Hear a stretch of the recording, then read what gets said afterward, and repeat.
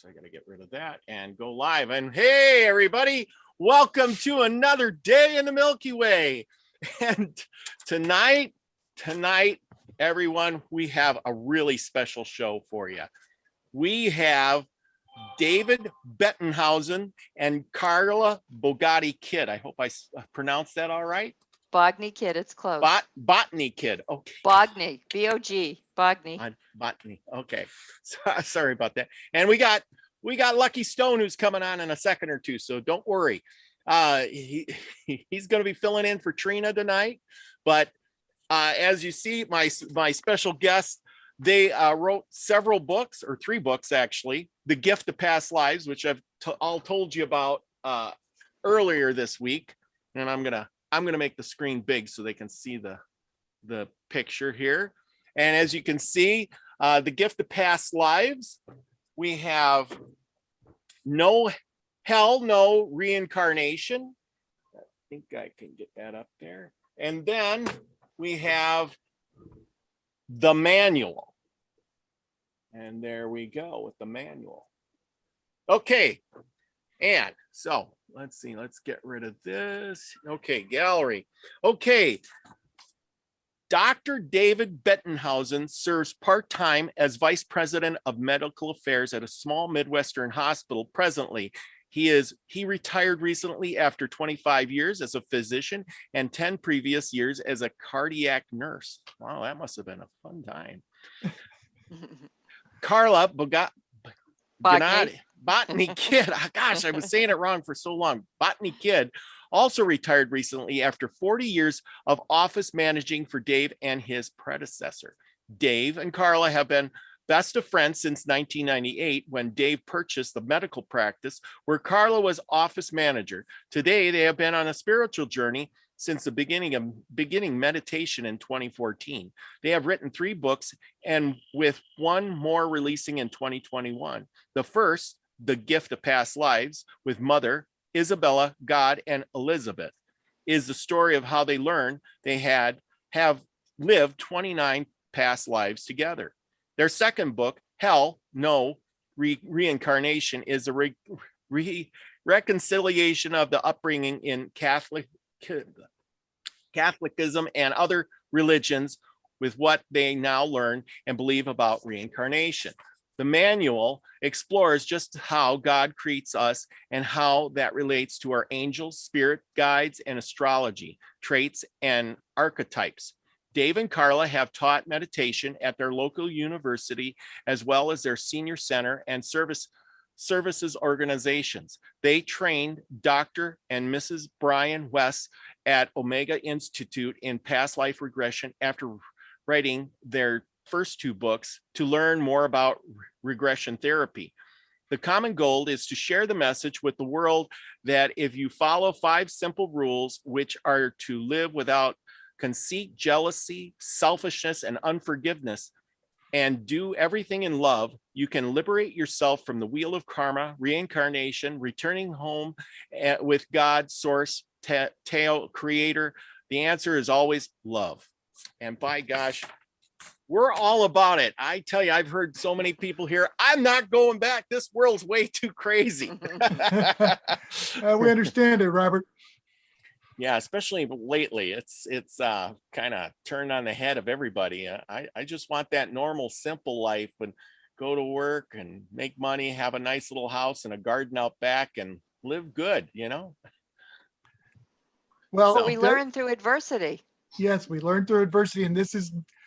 And regardless of what you think, Robert, there's more out there than what you experience in this world. Oh, absolutely. Absolutely. I read there's Lucky. Hey, Lucky Stone. Thank you for coming on. Remember, hold the boat down if I seem to disappear. He's on mute. Yep. Okay. Mute. Can't hear you. Am I talking now? Can you hear me now? Yes, we can hear you now.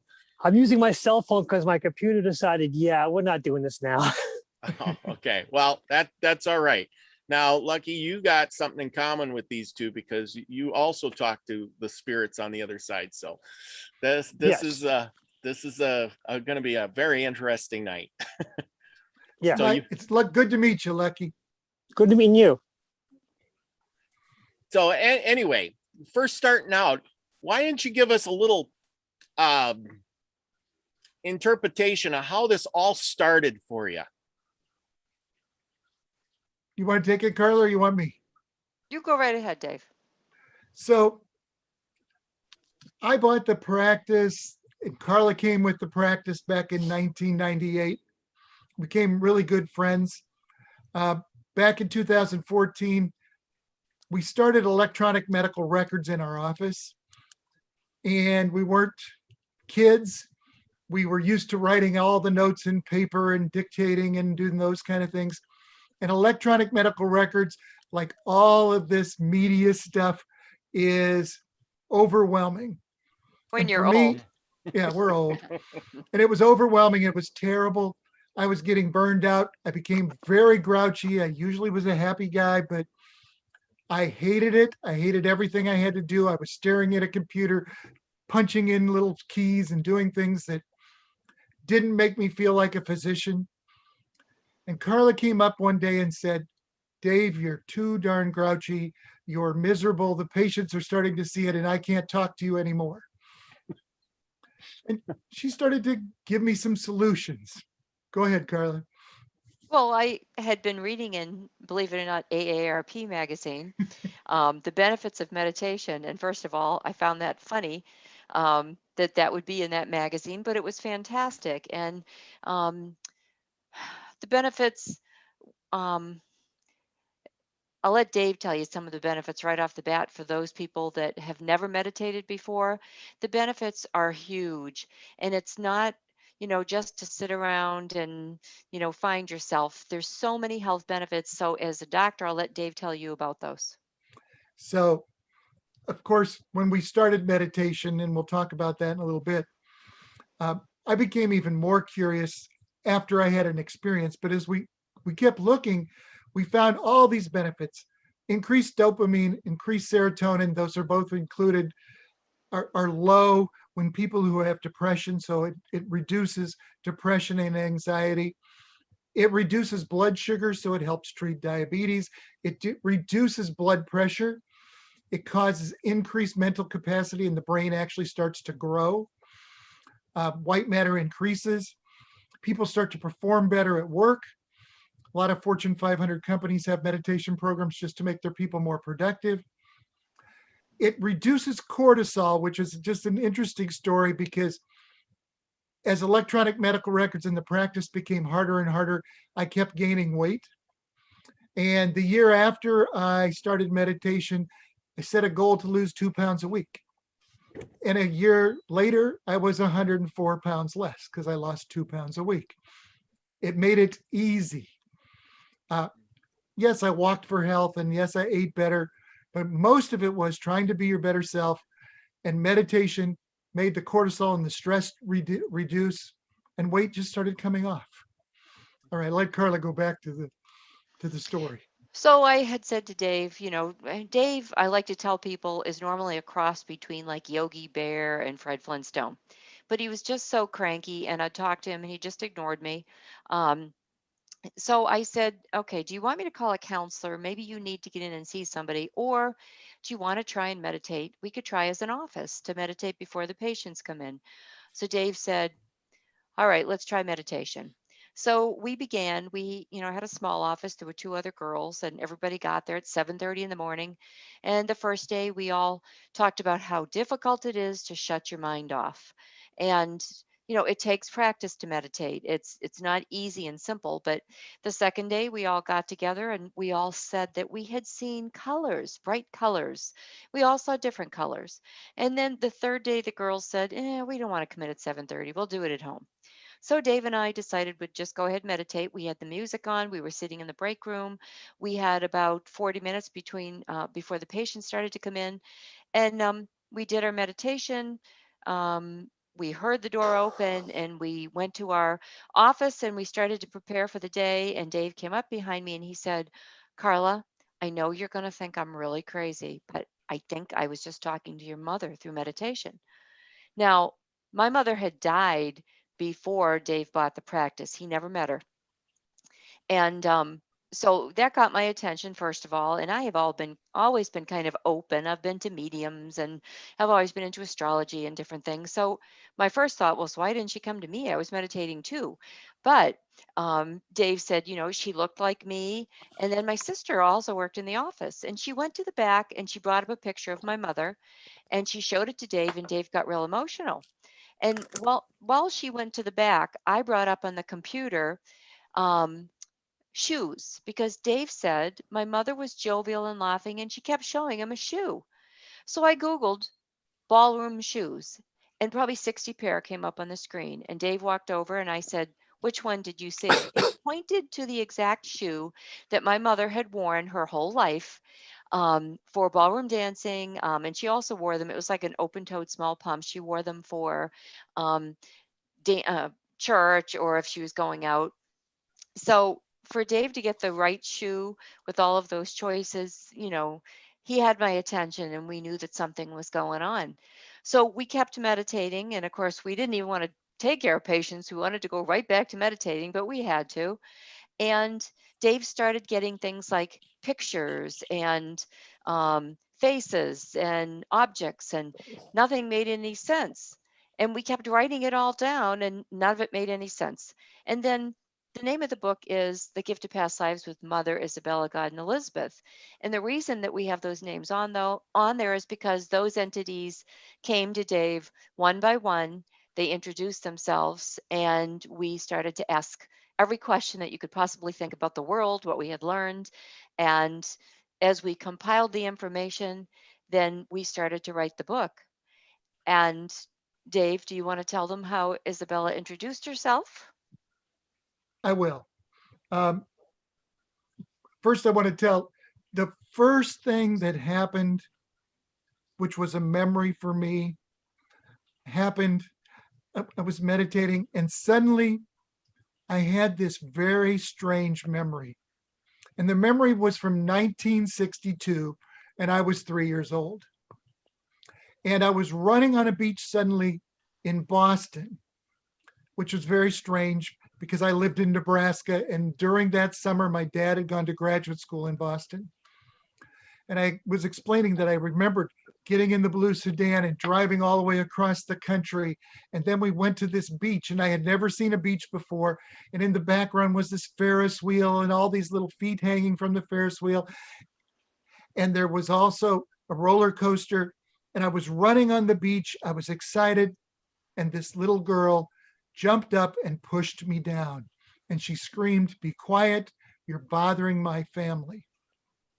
She kissed me on the forehead. She jumped up. She put both of her hands on her hips, and she's is looking at me, and she's sitting there in this little two-piece blue ruffled bathing suit. And as I'm telling Carla the story, she goes, "When were you in Boston?" "We were from Boston." And then she said, "Oh my God, Dave, it was me." I had actually met Carla in 1962. I was 3 and she was 4. And we had never seen each other again until 1998. Or literally, I didn't have the memory of this till almost 50 years later when we were meditating. And Carla said, started to explain that she remembered the bathing suit. So go ahead. Well, I didn't need to meditate to remember it. I was from a good Catholic family. I was the youngest of 6 girls. My parents were always splitting up and getting back together again because they were Catholic and they weren't going to get divorced. But this particular day, we had rented 2 cabs. We were not well off. We didn't own a car. And Daddy took us all to Revere Beach. And when we got to Revere Beach, for whatever reason, I didn't have a bathing suit that day. And I normally would have I would have inherited one from one of my sisters, being the youngest. But all of us went across the street to one of the little souvenir shops, and we really couldn't afford this. But they bought me my first brand new 2-piece blue ruffled bathing suit. So as Dave began to tell the story, first of all, we knew what beach it was because Revere Beach had an amusement park with it. And as he told the story, and he knew about the bathing suit, as I said before, my sister also worked in the office, and we just looked at each other and said, "Dave, all of these years, you never told us you were in Boston. So, that flabbergasted us, and we kept meditating. And then Dave started to get more memories. Yep. And there came a day when Isabella came to me, and Isabella said, I am your spirit guide, and I've been with you over 6,000 years in each and every one of your lives.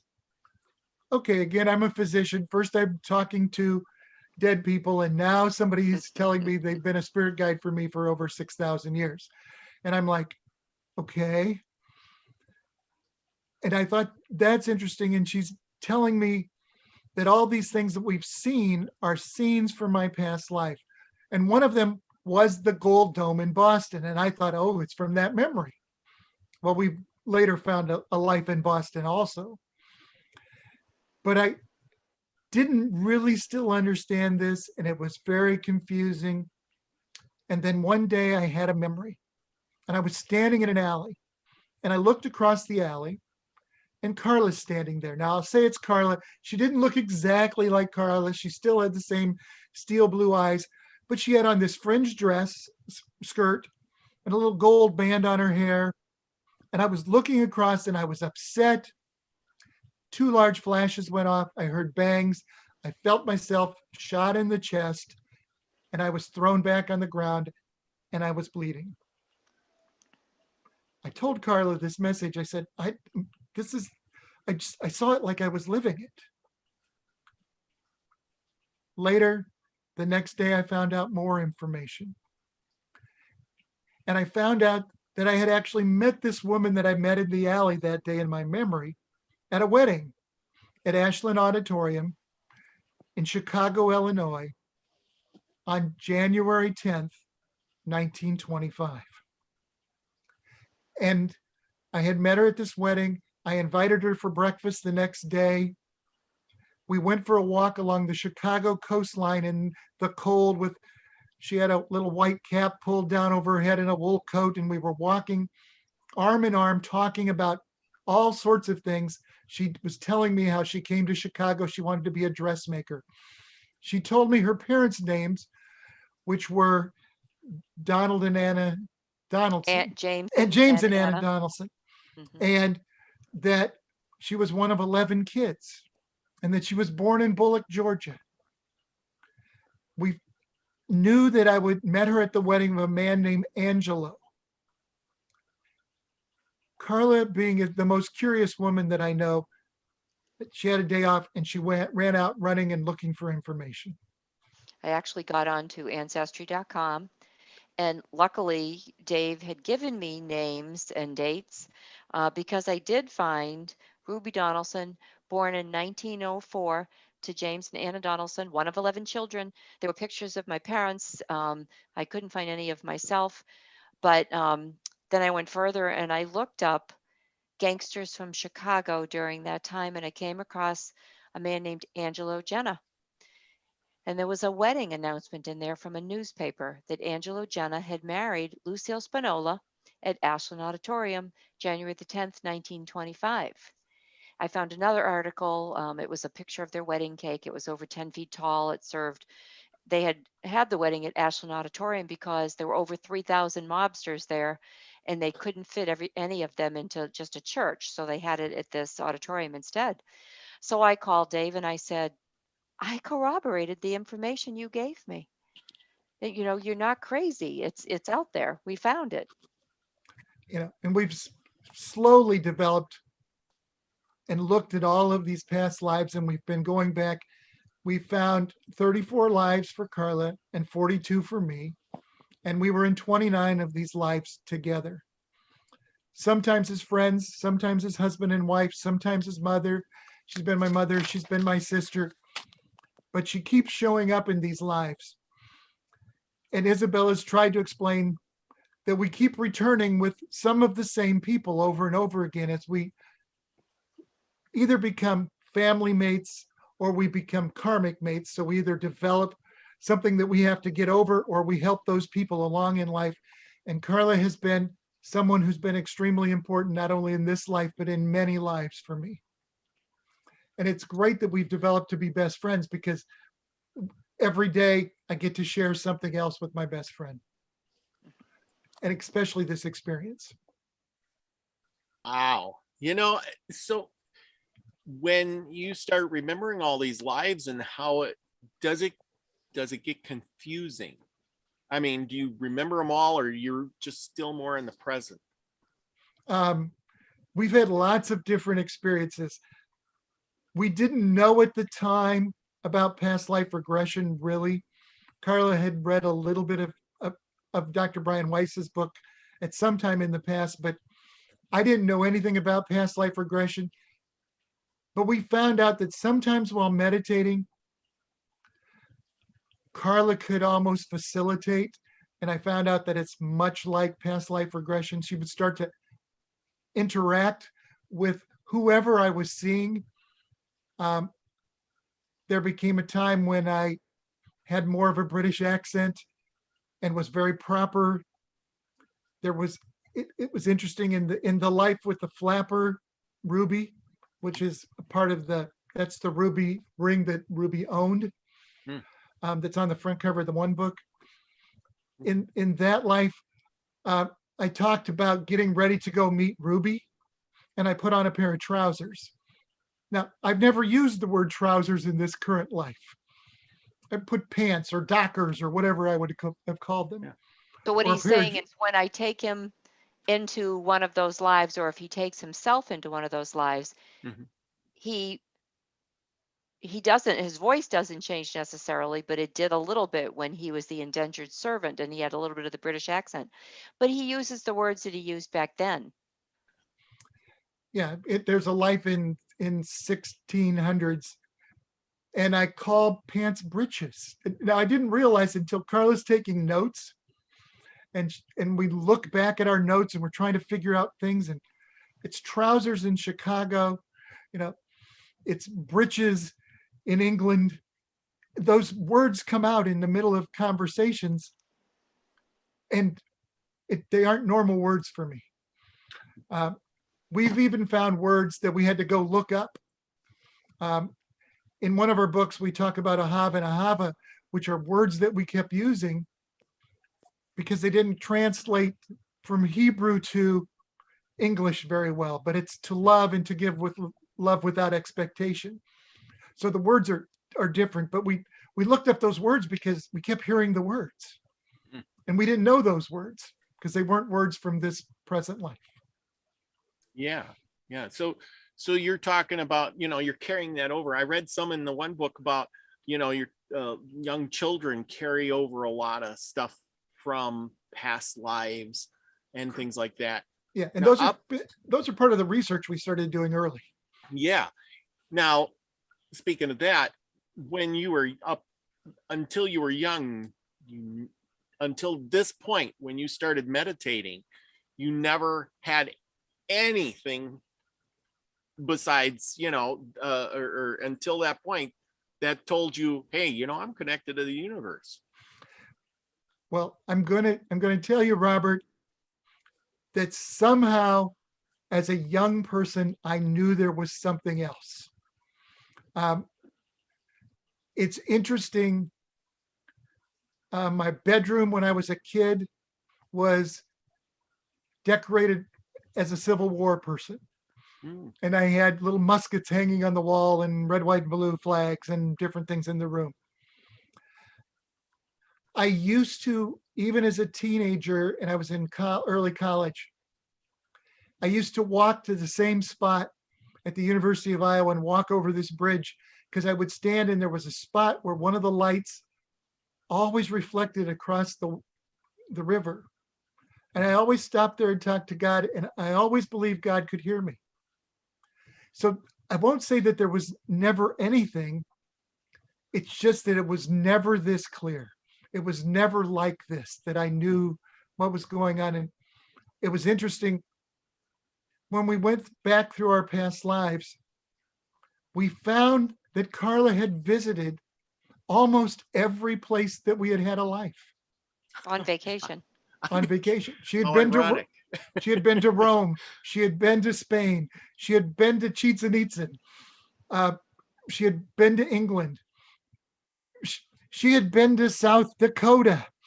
Yes. I know, and again, those are strange when you hear that we've had lives in those places. She had been to Asheville, North Carolina, and we found lives there in the past. And she had lived in Boston. And of course, we had a life in Boston. Dave, what you didn't say is that as a little boy, you had your room decorated like the Civil War because you have a life where you were in the Civil War as a soldier. Correct. Yeah. And so all of those connections we were somehow bringing from the past to this life, and we were drawn to those areas. Just like as part of our family mates, even though I grew up in Nebraska and Carla grew up in Boston, even as a 3 and 4-year-old, somehow we were drawn together. The universe will do this, whether you're talking quantum physics and you could talk about entanglement, whether you're talking about, and if you read the manual, you'll see that there are draws, even your zodiac sign draws people together and they match better. Whether it's your zodiac sign, your archetype, all of those things, the universe or God has made it such that you are being drawn to each other. So we were drawn in all these lives, drawn as kids, and somehow we both ended up in Ohio together in the same room, doing the same meditation. And there was a day when I was telling her the Ruby and JJ story, and Carla started to finish my sentences and had the same memory.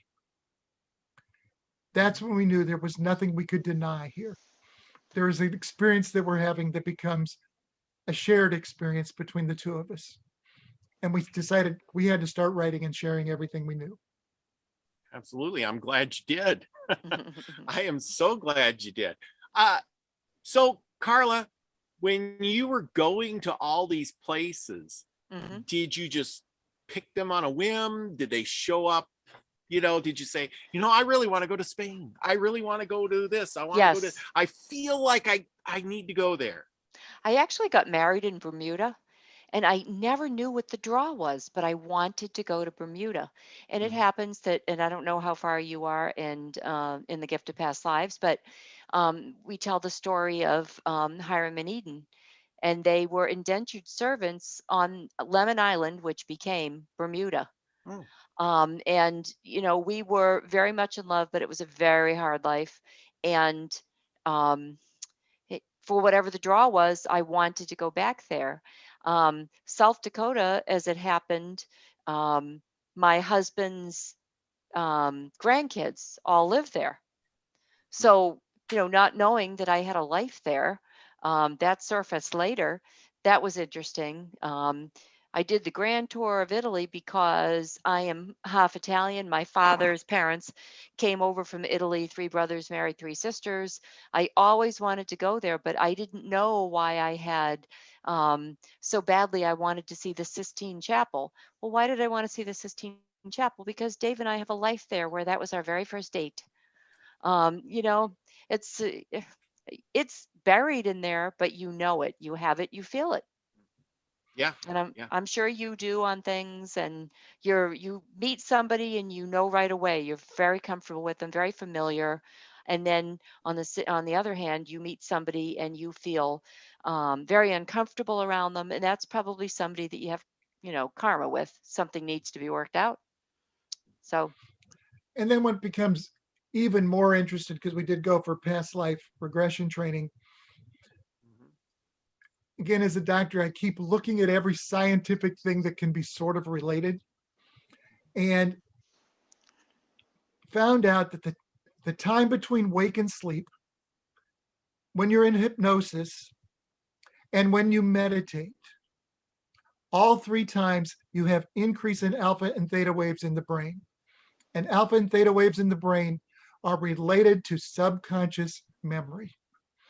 And so it was interesting that we had spontaneous memories while meditating.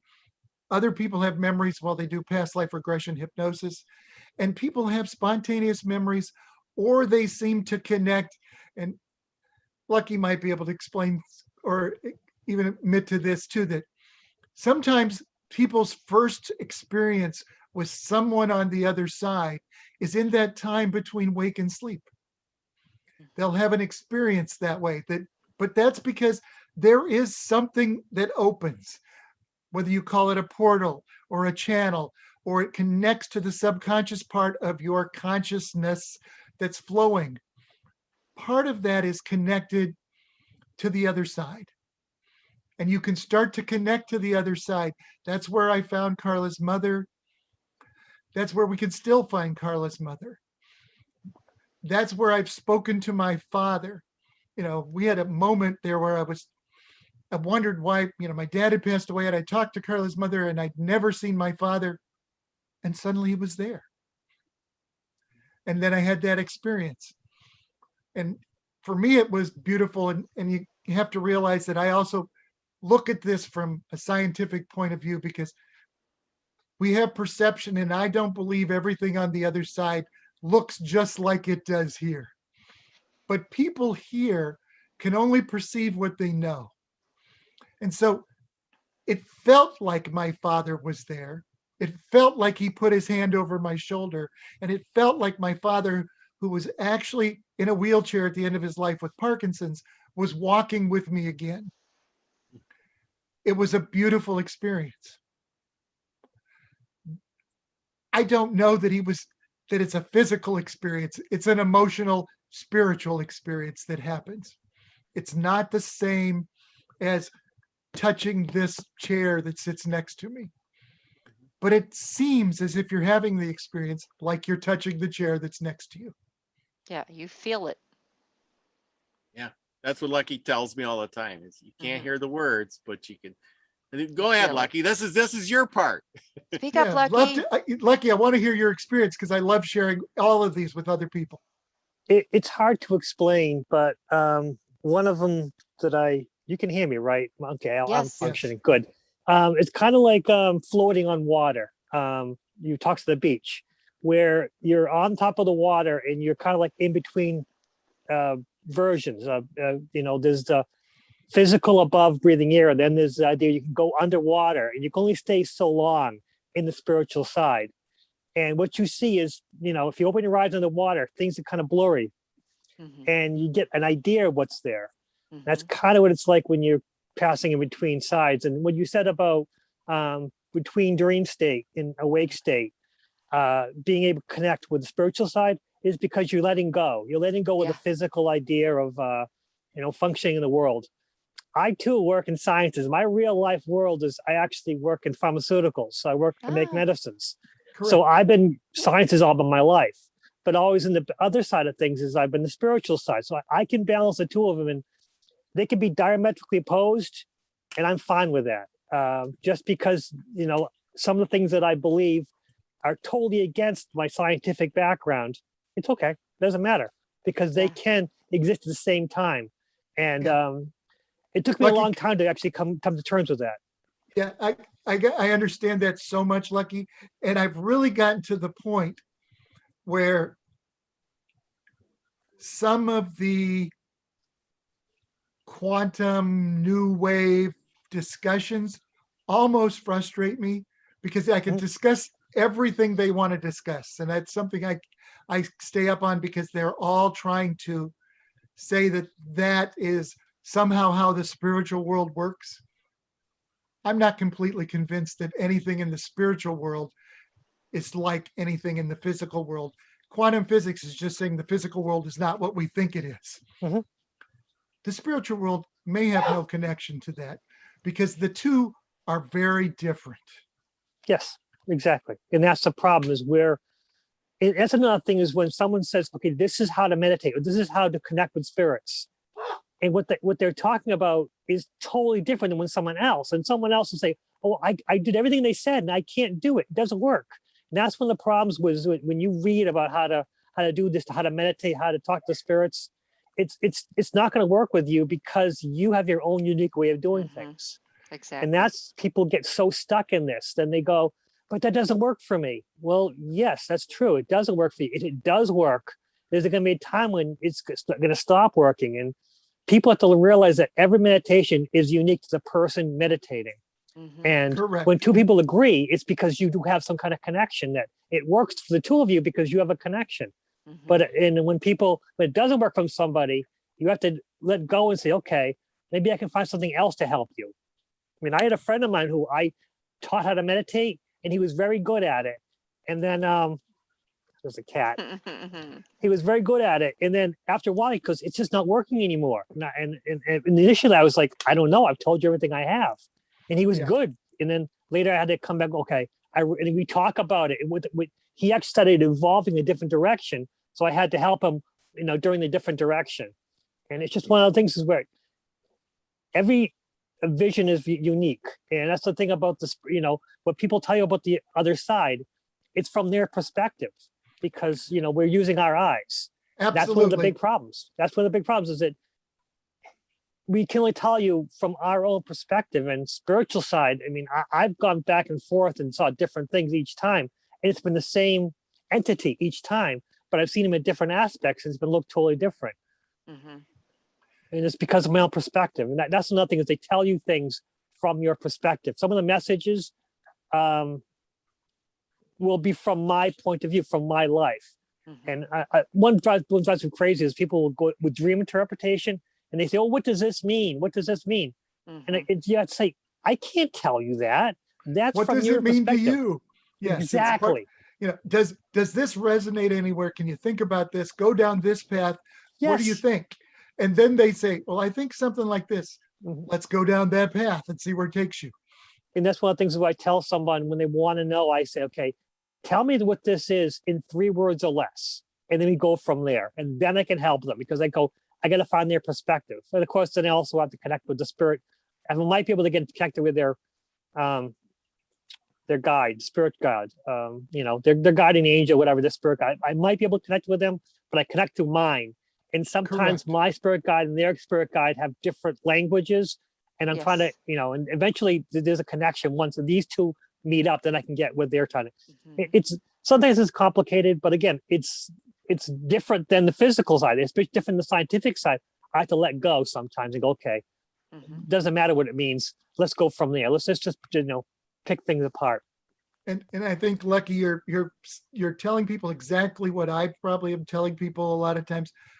They'll say, well, what does Isabella say? And I'll say, I'm telling you what I interpret Isabella as saying. Exactly.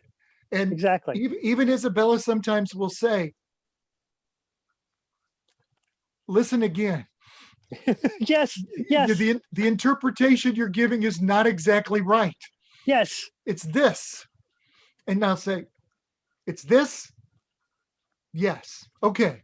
So then I'm trying to tell him, this is my interpretation of what Isabella is telling you, and she says it's right. Because to start with, sometimes she's telling me about this blue car driving down the road. Well, that doesn't mean anything to anybody until she's telling me the blue car is taking you to Boston, where you meet Carla when you're 3 years old. So there's more to the story, and it's hard to always interpret the story. And as you get better at interpreting the story, we started writing more and more of our books. And that's one of the things. I had one question. All these spiritual regressions you've gone back through, have they been related in any ways? Each of your past lives, have they related to each other in any way, or are they just kind of random? Okay, that's a great question, Lucky. Because we started looking for patterns and things, because we had 42, I had 42 lives in a row. So I could look at these things and see if there's some sort of patterns. First of all, we found karmic patterns frequently. We found geographical patterns, which is interesting because some of the, most of the research is done on kids who have had past life memories. And most of them seem to reincarnate somewhere in close to the same area that they reincarnated, or where their last life was. I understand, yes. Okay, and so we started going back and looking at patterns. We found an entire Middle Eastern cluster, if you want to call it, that occurred all at once. We found clusters in England. Then we found— You should explain what you mean by that, Dave. Countries that are all close together. So like we were in Israel and Turkey and Iran or Iraq or in, that areas of the world. And then suddenly we were in an area of the world that was very Italian, which is really, if you look closely, it's like Greece and Italy are like across the street from Turkey. And then as we looked, we slowly found ourselves in Scottish and English. Scotland and then we and actually, England. Yep. yeah, and then we found in 1600s that I got on a boat and went to United States. And the next life was in Bermuda off the coast of the United States and then into the United States.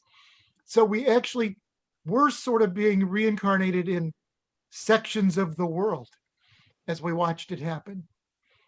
Then we started finding other patterns. We found a life where we were Viking and we were landing on Scottish soil.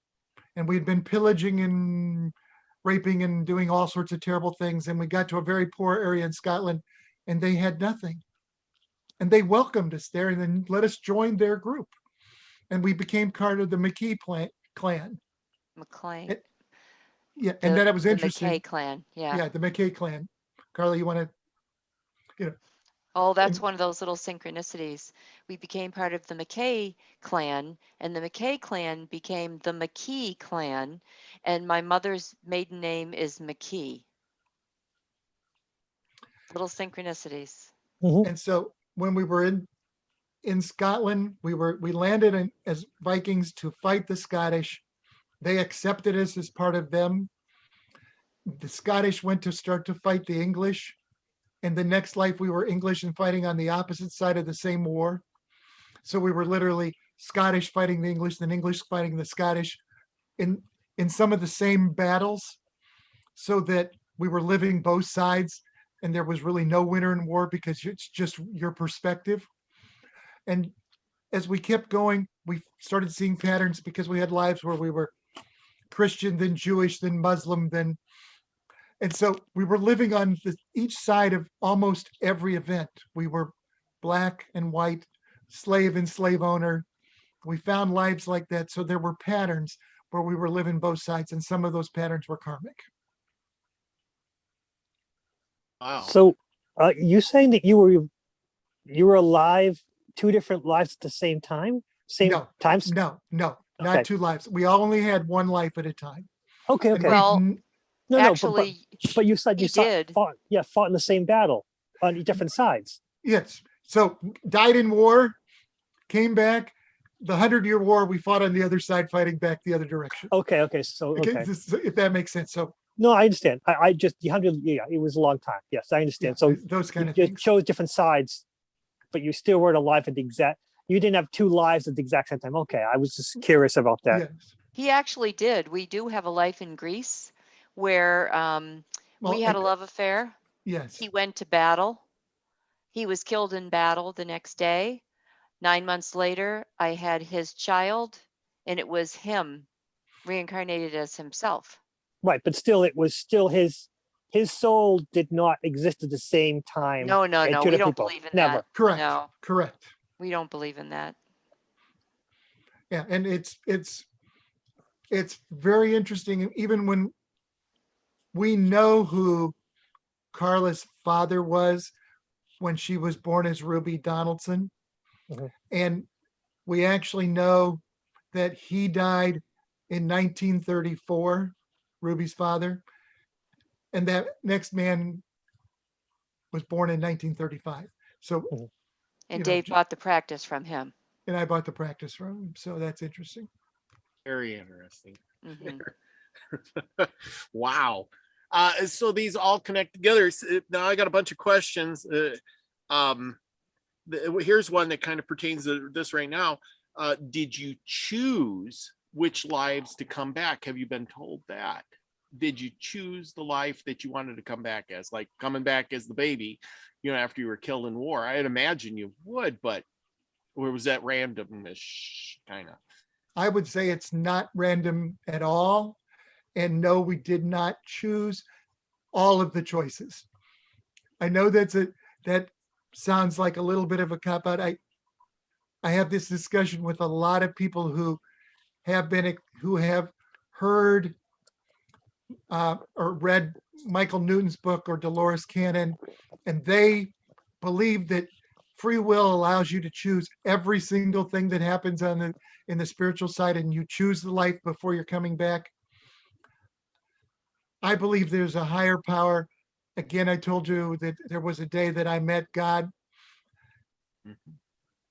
There is a control over this. It is not your higher self that makes every decision for you. If the higher self knew everything, you would never have to have any of these lives, because you would have already known the answer. So part of this is arranged. It's arranged some by your birth date. It's related to the zodiac sign. It's related partly by where you're born, which situation you're born in. Those things are decided. I like to tell people, if you decided that you got to make all the choices, and you decided, I'm going to have those people be my parents, and those people decided they didn't want to be your parents, who would win? Free will has to still win. And the person who is physically in this world has free will. Without it, they can't make a decision to love, because without free will, you can't choose love. Yes, and it's all about love. It is. So with that, somebody asked, this is another question, liberation from the lives. Is there any part of that cycle wheel after 6,000 years of going through this that you finally say, I've finished, I've won the game? Apparently not. Not yet, anyway. Not for us, Carla, but talk hopeful. about that. Talk about that, because that's, Well, we're hopeful, in the manual, we talk about how your astrological sign is related to your angel. Now, we have several angels, but if in your life, in a past life, you were selfish, then in the next life, God will give you an angel of selfishness. So we actually have a wheel that's in the manual that tells you, according to your birthday, who your angel is. Now, for instance, the angel of selfishness is from Mariel's Legion. It's a yellow angel, and that's Aries, Pisces, and Aquarius. Well, Dave is a Pisces and I'm an Aquarian. And of course, when we found out that we fell under selfishness, we were horrified. It's like, oh, we try so hard. But it doesn't mean you're selfish this time. It means we were selfish last time. And remember, as Ruby and JJ, all we thought about is being together. We didn't think of any of the repercussions. We were very selfish, and therefore it ended in both of our demises. That wasn't smart. So going on, if you are a Taurus, Gemini, or Cancer, that you have the angel of conceit, and that's from Shamuel's Legion, which is the pink angel. If you're a Leo, Virgo, or a Libra, you have the angel of jealousy, which is Raphael's Legion. That's the green angel. And if you are a Scorpio, Sagittarius, or Capricorn, you're from Uriel's Legion. That's the red angel of unforgiveness. So if you say to yourself, what can I do to get off the karmic wheel? What am I doing wrong? It's a pretty good indication. If you know your birthday, then you know who your angel is. You know what your karma is. That's a good start right there. Now, that might not be the only problem you're having, but it's a good start. Yeah. and if we look back, one of the very first lessons that we got from Isabella was the 5 simple rules, which is live without conceit, selfishness, jealousy, and unforgiveness, and make all decisions and intentions out of love. That's really the secret to getting off the karmic wheel. Is that easy? No. We live in a world that is hard. It's hard to always be good. It's hard to do all those things. However, I like to tell people, we think that the world is horrible as it is right now. Actually, the world is the most peaceful that it's ever been. There's less war, there's more happiness, there's less poverty, there's less hunger. Things are improving. And there are people like Lucky, who is connecting and sharing part of the message. There are a lot of people like that are not hiding from their gift. And as those gifts are shared, love becomes better. We've You- talked, to Carla's mother, who no longer has to return. Oh, She's done. So we know that people survive and get off the wheel and don't have to return. We know there are people there also that have moved up into higher states, and they're serving a purpose up there. They're working for God, but they may still return if God asks them to, because they've reached a level where they think that there's some other benefit for them to come back to earth and help. And some of those people will return. But the goal is for everybody to return home. And God has planned that as we all keep ascending, or we increase our vibration, as a lot of people talk about, whether you want to call that energy, vibration, ascension, enlightenment, I don't care, because we all are talking about some word that means that you're spiritually growing. Mhm. And as you spiritually grow and move on, there is a chance for you to get off the karmic wheel. And if you continue to grow, there's chances for you to grow high enough to you go to where we call over the horizon. And or you can become a soulmate on that level. And at some time, however many million years it might be from now, we're all going to reach that level 7 where we're with God. And we'll all be off this, and this wheel.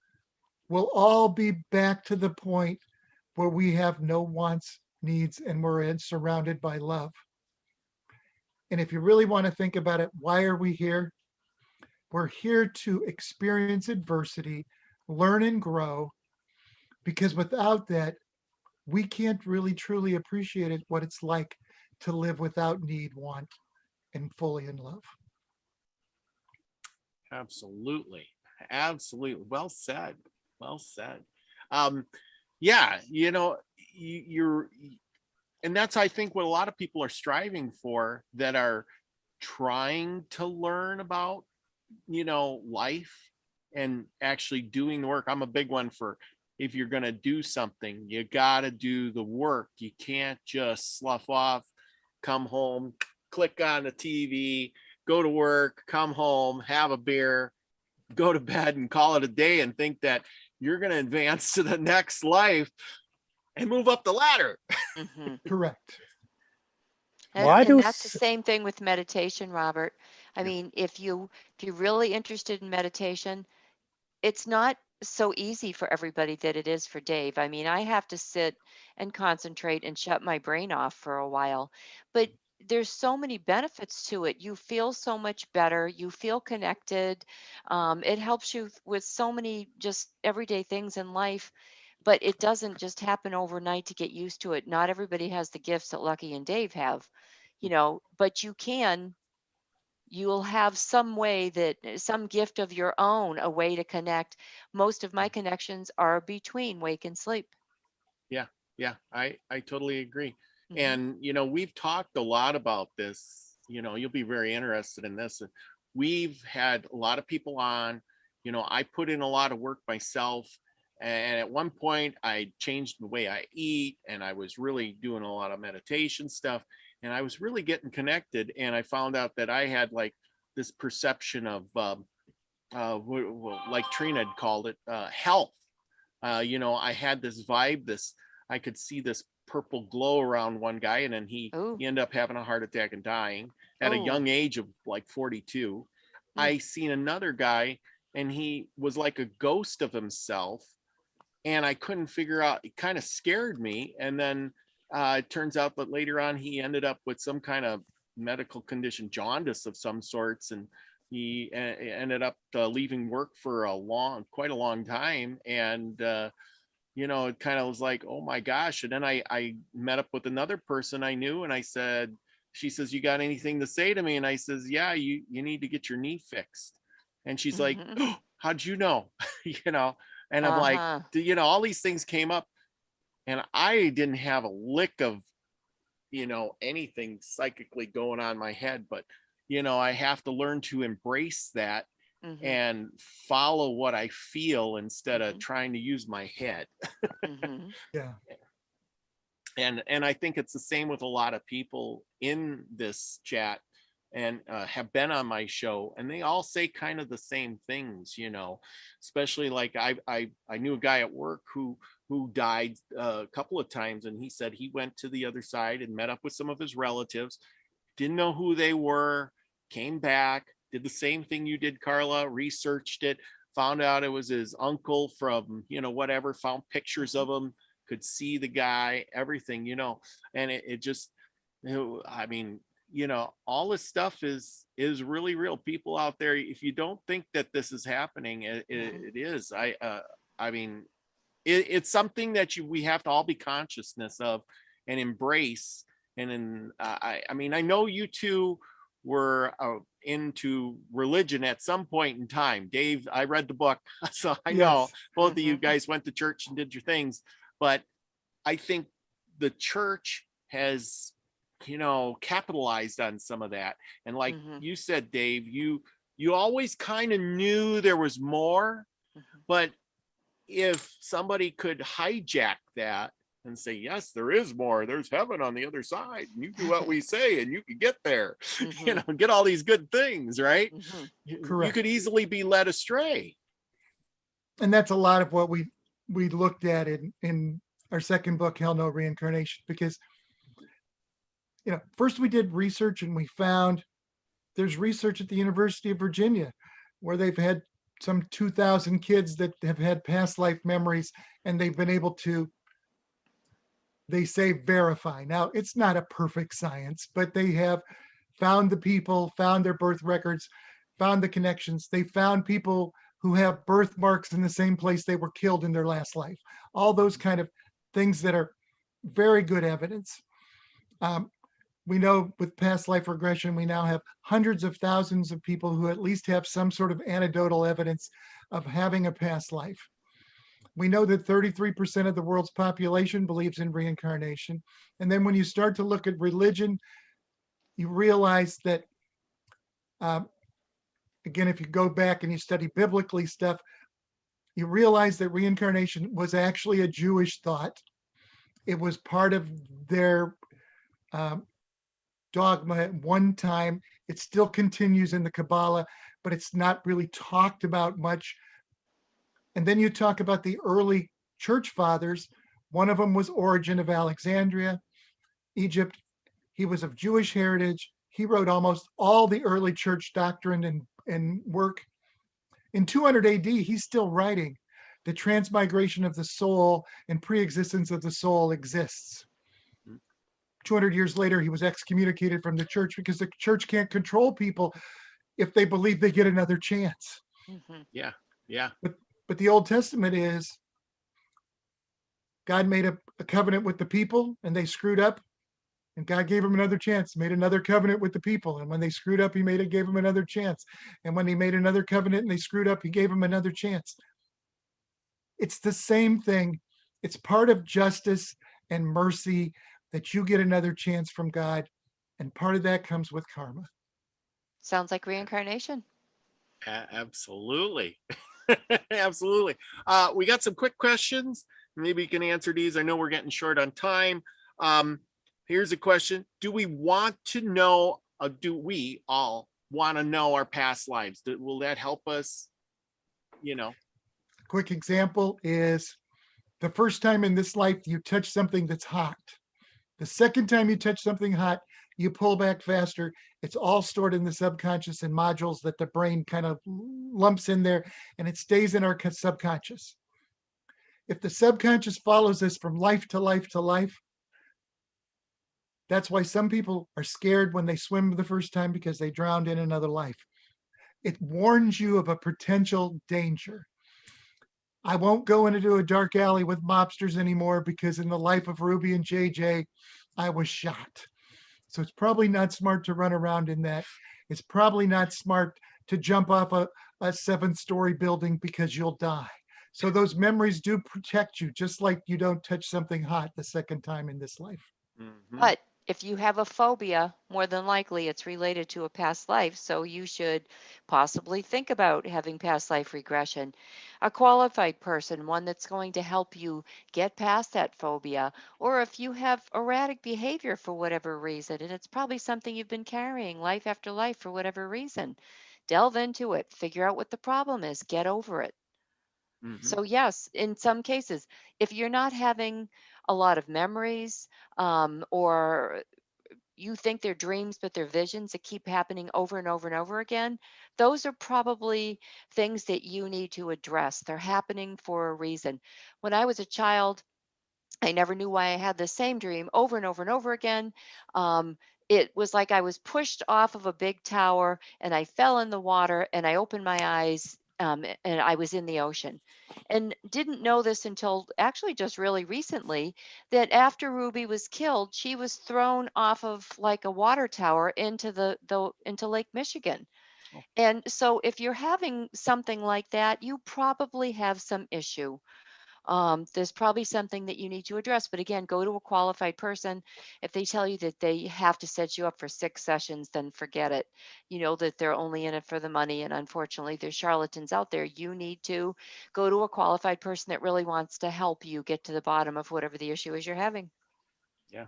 Yeah, I agree. We got Delaney Pearl Jones, who says she's got a birthmark on her forehead from a gunshot. She says, I committed suicide a few times in past lives. She already knows. Hmm. Trust me, we've had her Correct. on, and I believe her. Yeah, um, I do too.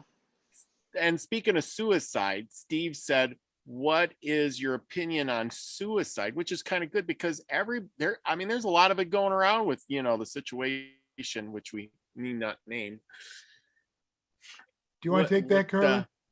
Well, you know, we don't like to say this, that we do good and we do bad. We make positive and negative choices. Suicide, we were taught, growing up in the Catholic Church, that suicide was the ultimate sin. Mm. Suicide is a very selfish act, no matter which way you look at it, unless you're mentally ill and you really don't understand what you're doing. Otherwise, it's a very selfish act. If you commit suicide, you're just going to come back under the same situation and circumstances again until you understand it, because it is selfish. I had a girlfriend who was engaged, and she found her fiance hanging in the garage by the neck. It has totally ruined her life. And for whatever reason, she won't get past. I keep trying to explain to her that this isn't about her, it was about him. But Dave has talked to him. He actually was reincarnated. He understands what he did wrong. He understands that it was selfish. Um, and but sometimes people feel hopeless and they do things like that. It's never that hopeless. You And cannot avoid your karma by killing yourself. no, You will you'll come just back have to and do you'll it have the again. same thing again. So if you're struggling, the reality is you must overcome your struggle. Mhm. That's the lesson that the life is trying to give you, and you'll still have that same struggle to overcome. I totally agree on that. Yeah, I totally agree on that. We're the only animal, I think, on the planet that actually commits suicide. I mean, there's no other critter that I had a whole farm, and I don't think any of them animals actually wanted to commit suicide. They wanted to live as long as possible. Well, And I think we animals are should pure too. love. They're pure love and they're here to help us and love us. And, they have one chance and they're always happy and they're always there to please us. We should act more like the animals. Yes, I Yeah. agree. Another little difference between animals and man. Animals have language, there's no doubt. A bee can spin one way and tell you the food's that way, spins the other way, it's that way.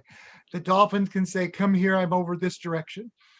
Animals can speak a language of some kind, they can communicate. The difference between man and all other animals is man can make a promise for the future. And that's the difference. And that's why reincarnation works. That's why we're coming back in a next life, because man is the first one who can make a promise for the future. And again, if you're talking religiously, and this is something I've learned since we wrote Hell No Reincarnation, why did the Hebrew people make such an issue with the word covenant? Because a covenant is a promise to God for the future. And that's where reincarnation comes in. If we don't overcome or we don't keep our promise, there's another life that we try. I totally agree. I totally agree. Wow, our hour has flown by so quickly. Lucky, do you have any last questions or thoughts on all this? No, I'm good. I mean, a lot of mine were just gonna be, would end more into more and more and more. But yeah, there's a lot to digest on all this. And that's one question is, why do you think you have the ability to look at your past lives? Because, well, I mean, a lot of us don't have that ability. A lot of people don't have that ability. What makes it important that you can see all your past lives? I think the reason that it is that you get to be a witness to the experience. And there are so many people out there doing research, so many people believing stuff. But if you never communicate with anybody else and you never read about it, you don't even know it exists. So I feel like the purpose is that we have to share. And so I'm hoping that that's the part of our purpose, is to share the message that love is important, that God is real, that there's a future, and the future is all about love and trying to move forward in this world. And I guess if you look at the long-term reality, some of that even includes we have to take care of the current planet we're on.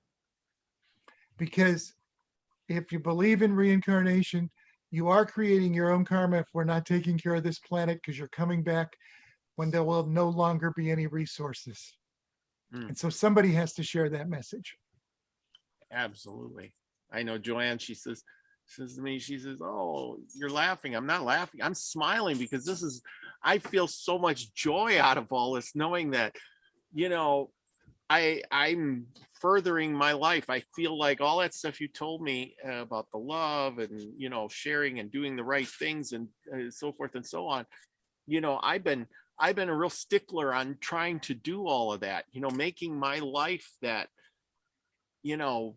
better thing instead of sitting there, wow, with the remote and hitting the remote and I don't know why that was there. I dug it up earlier, but anyway, hitting the remote, watching the TV, chugging a drink and doing nothing. There's more to it than that. And you two have really, explained it well. And that if you don't do the right, or if you screw up, you're going to have to come back and, start over in that spot again, or that kind of thing again. You're always moving up the ladder. You got to keep moving up or you're not going to graduate. Correct? Correct. And the other thing, Robert, it's not about achieving every goal today. Yes. It's not, one life may not be enough. Not enough experiences, not enough learning. However, every step that you take now not only affects you, but the ripple effect affects every other life on the planet. Because that karma, if you smile, the next person smiles. If you love, the next person loves. If you share, the next person shares. It continues to change, and the ripple effect is going to make it better for all of us, and all of us will get home. Can I just say to Lucky that in the gift of past lives, we share 20 of our past lives. And at the end of each story, we give the karmic reasons that we had to come back again. Why did we do that? Because everybody has been a saint and a sinner. A lot of people beat themselves up when they learn about their past lives. I did this, I think I was a serial killer. I committed suicide. I did this, I did that. But if you understand that everybody is playing a role, we're playing a role so that we can get to the end. And if you read our stories and you read that we've not been perfect, obviously, we've been here over 6,000 years, then maybe somebody will look and say, well, they're doing better. I can do better. I believe that's why we know our past lives, so that we can try to help other people understand. Yes. As our saying here goes, you want to be the frequency you want to receive. Oh, yeah. And Correct. and yeah, that's really it. We have and spread the love. We got our love girl in the house right now, Michelle Ann Can Free, who's always talking about that. Love everybody, and love your neighbor, love yourself, et cetera, et cetera. She's always saying that. And I like to tell that too, is, when we leave here, go out and, wave at your neighbor, say hi to somebody. If you got to wear that stupid mask, pull it down and smile at a little kid, spread the joy, do something good for somebody, just, keep it going, pay it forward. Yes. All good words. That's it. So anyway, any last words? It's been a Dave? pleasure, Robert, and Lucky. It was a pleasure to meet you too. Anytime I could share anything with someone else who's experienced anything, they understand different than people who haven't. Yes. It is And complicated, but yeah, exactly. yes, exactly. Absolutely. Well, everyone, I hope you all enjoyed this. This has been a great day. You two stay on for a second after we go. And this has been great. Remember, I love you all. Be the frequency you want to receive. Peace, everyone.